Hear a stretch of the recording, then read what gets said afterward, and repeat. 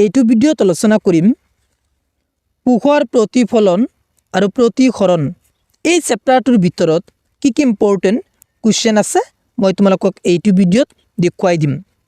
মই তোমালোকক এইটো ভিডিওত যিকেইটা কোৱেশ্চন দেখুৱাই দিম সেইকেইটা কোৱেশ্চনৰ ভিতৰত তোমালোকে মেট্ৰিকত 100% শিওৰ কমন পাবা। এতিয়া আমি চাই লওঁ পোহৰ প্ৰতিফলন আৰু প্ৰতিসৰণ এই চেপ্টাৰটোৰ ভিতৰত কি ইম্পৰ্টেন্ট কোৱেশ্চন আছে। প্ৰথমতে তোমালোক চাবা 164 নং পৃষ্ঠাত এটা মোস্ট ইম্পৰ্টেন্ট কোৱেশ্চন আছে। কোৱেশ্চনটো কি হ'ব তোমালোক চাবা অবতল দাপোনৰ ৰশ্মি চিত্ৰ আছে। সেই ৰশ্মি চিত্ৰ কেইটাৰ ভিতৰত লক্ষ্যবস্তুৰ স্থান পি আৰু এফৰ মাজত মানে পি মানে মেৰু এফ মানে মুখ্য ফোকাস বুজা এইটো ৰশ্মি চিত্ৰ মোস্ট ইম্পৰ্টেন্ট। মই তোমালোকক কৈ দিওঁ কোৱেশ্চনটো কেনেকুৱা টাইপ আহিব। এখন অবতল দাপোনৰ মেৰু আৰু মুখ্য ফোকাসৰ মাজত এটা লক্ষ্যবস্তু থোৱা হৈছে।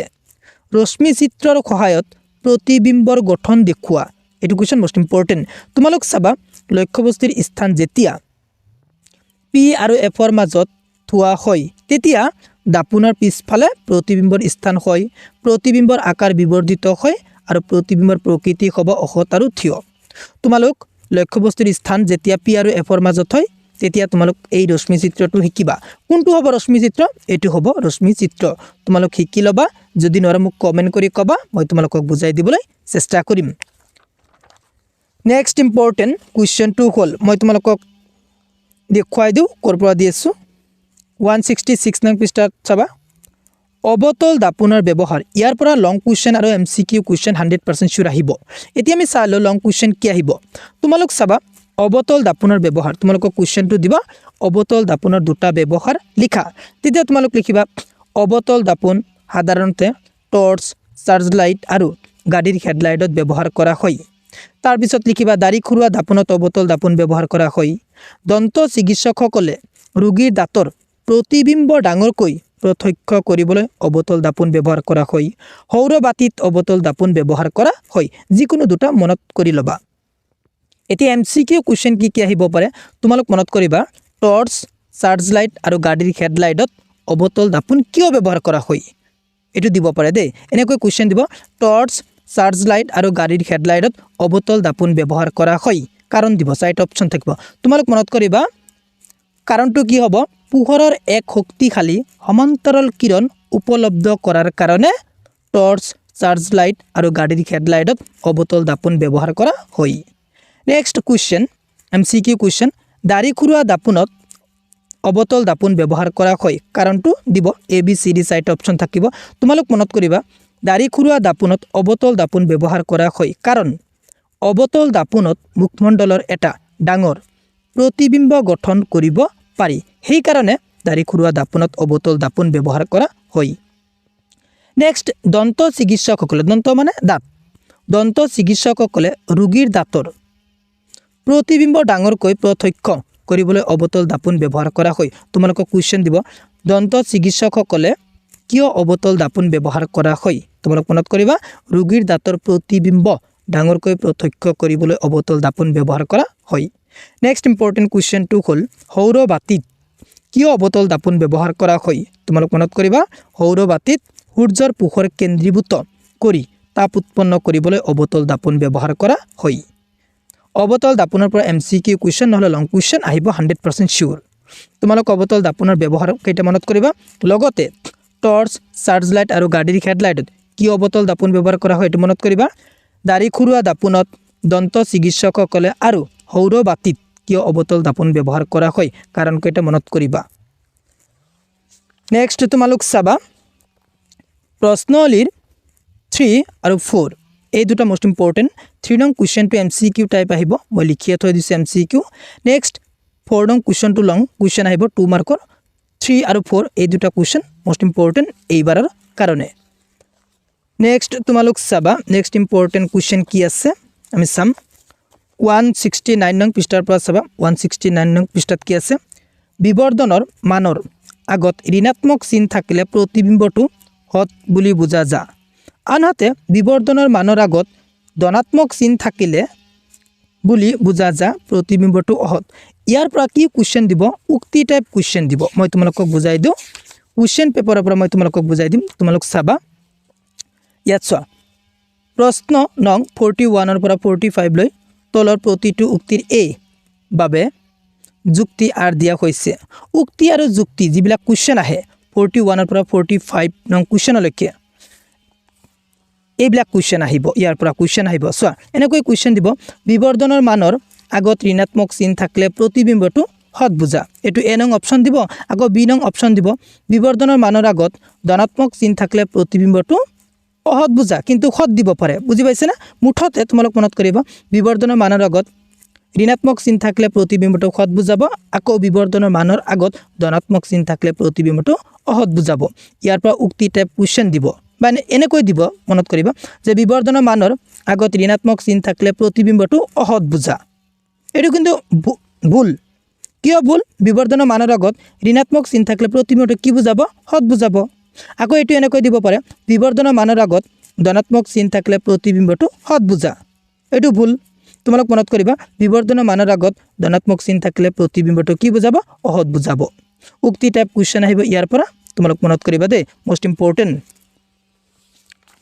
নেক্সট তোমালোক চাবা উদাহৰণ 10.1 মোস্ট ইম্পৰ্টেন্ট নেক্সট উদাহৰণ 10.2 মোস্ট ইম্পৰ্টেন্ট এইবাৰৰ কাৰণে তাৰ পিছত তোমালোক চাবা প্ৰশ্নলিৰ 2 নং কুৱেশ্যনটো মোস্ট ইম্পৰ্টেন্ট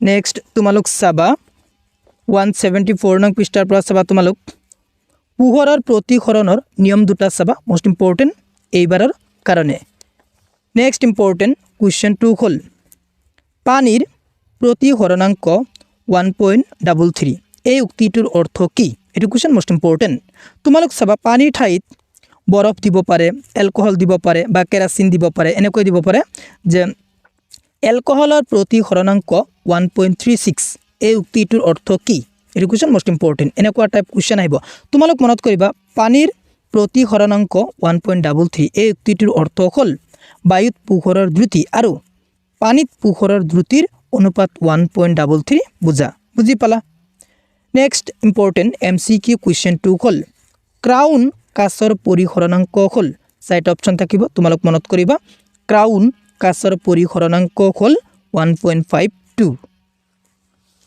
নেক্সট তোমালোক চাবা নেক্সট ইম্পৰ্টেন্ট কুৱেশ্যনটো হ'ল প্ৰশ্নলিৰ 1 2 আৰু 5 এই তিনিটা কুৱেশ্যন মোস্ট ইম্পৰ্টেন্ট এইবাৰৰ কাৰণে নেক্সট তোমালোক চাবা 180 নং পৃষ্ঠা উলিয়াই লোৱা 180 নং পৃষ্ঠাত এটা মোস্ট ইম্পৰ্টেন্ট ৰশ্মি চিত্ৰ আছে সি নং ৰশ্মি চিত্ৰটোৰ কথা কৈছো এতিয়া কুৱেশ্যন হ'ল কেনেকুৱা টাইপ কুৱেশ্যন হ'ব হয়নে নাই মই তোমালোকক কুৱেশ্যন বেংকৰ পৰা দেখুৱাই দিম কেনেকুৱা টাইপ কুৱেশ্যন হ'ব তোমালোক চাবা 8 নং কুৱেশ্যনটোৰ কথা কৈছো উত্তল লেন্স এখনৰ দুগুণ ফকাস দূৰত্বত এটা লক্ষ্যবস্তু ৰাখি ইয়াৰ ৰেখাচিত্ৰ অংকন কৰা এটো কুৱেশ্যন মোস্ট ইম্পৰ্টেন্ট এটো কুৱেশ্যনৰ উত্তৰ কি হ'ব মই তোমালোকক দেখুৱাই দিওঁ এটো কুৱেশ্যনৰ উত্তৰ হ'ব সি নং এই ৰশ্মি চিত্ৰটো মোস্ট ইম্পৰ্টেন্ট এইবাৰৰ কাৰণে নেক্সট তোমালোক চাবা উদাহৰণ 10.3 এটো মোস্ট ইম্পৰ্টেন্ট নেক্সট উদাহৰণ 10.4 এটো মোস্ট ইম্পৰ্টেন্ট তাৰ পিছত তোমালোক চাবা লেন্সৰ ক্ষমতা ইয়াৰ পৰা এটা কুৱেশ্যন আহিব 100% শিওৰ তোমালোক ভালকৈ চাবা কুৱেশ্যনটো মই লিখিয়ে থৈ দিছো লেন্সৰ ক্ষমতা কি ইয়াৰ এসআই একক কি এটো কুৱেশ্যন মোস্ট ইম্পৰ্টেন্ট লেন্সৰ ক্ষমতা কি ইয়াৰ এসআই একক কি এটো কুৱেশ্যনৰ উত্তৰ তোমালোক ভালকৈ শিকি যাবা নেক্সট তোমালোক চাবা নেক্সট ইম্পৰ্টেন্ট কুৱেশ্যনটো হ'ল লেন্স এখনৰ ক্ষমতা +2 ডায়োপ্টাৰ এই উক্তিটোৰ অৰ্থ কি এটো question most important next important কুৱেশ্যনটো হ'ল লেন্স এখনৰ ক্ষমতা -2.5 ডায়োপ্টাৰ এই উক্তিটোৰ অৰ্থ কি তোমালোক উত্তৰত লিখিবা লেন্স এখনৰ ক্ষমতা +2 ডায়োপ্টাৰ এই উক্তিটোৰ অৰ্থ হ'ল লেন্সখন উত্তল আৰু ইয়াৰ ফকাস দৈৰ্ঘ্য হ'ল 0.5 মিটাৰ বুজি পালা নেক্সট তেনেকুৱা লিখিবা যে লেন্স এখনৰ ক্ষমতা -2.5 ডায়োপ্টাৰ এই উক্তিটোৰ অৰ্থ হ'ল লেন্সখন অবতল আৰু ইয়াৰ ফকাস দৈৰ্ঘ্য হ'ল -0.4 মিটাৰ বুজি পালা নেক্সট প্ৰশ্নলিৰ 1 2 3 এই তিনিটা মোস্ট ইম্পৰ্টেন্ট এতিয়া আমি চাম অনুলিনিৰ ভিতৰত কি ইম্পৰ্টেন্ট কুৱেশ্যন আছে অনুলিনিৰ 1 2 3 4 এইবিলাক চাবা এইবিলাক মোস্ট ইম্পৰ্টেন্ট MCQ কুৱেশ্যন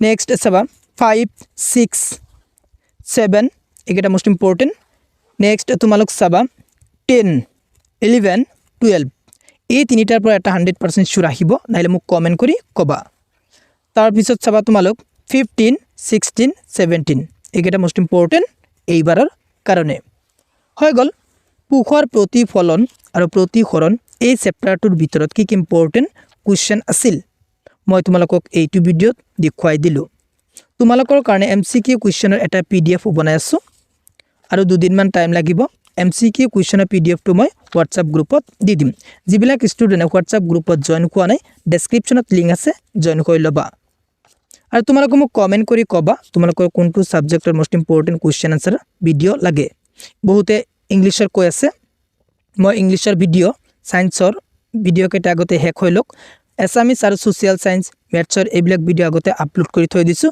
যদি তোমালোক চোৱা নাই প্লেলিষ্টত গৈ চাই ল'বা যদি তুমি মোৰ চেনেলত প্ৰথমবাৰৰ মোৰ চেনেলটো সাবস্ক্ৰাইব কৰিবা thank you watching the video'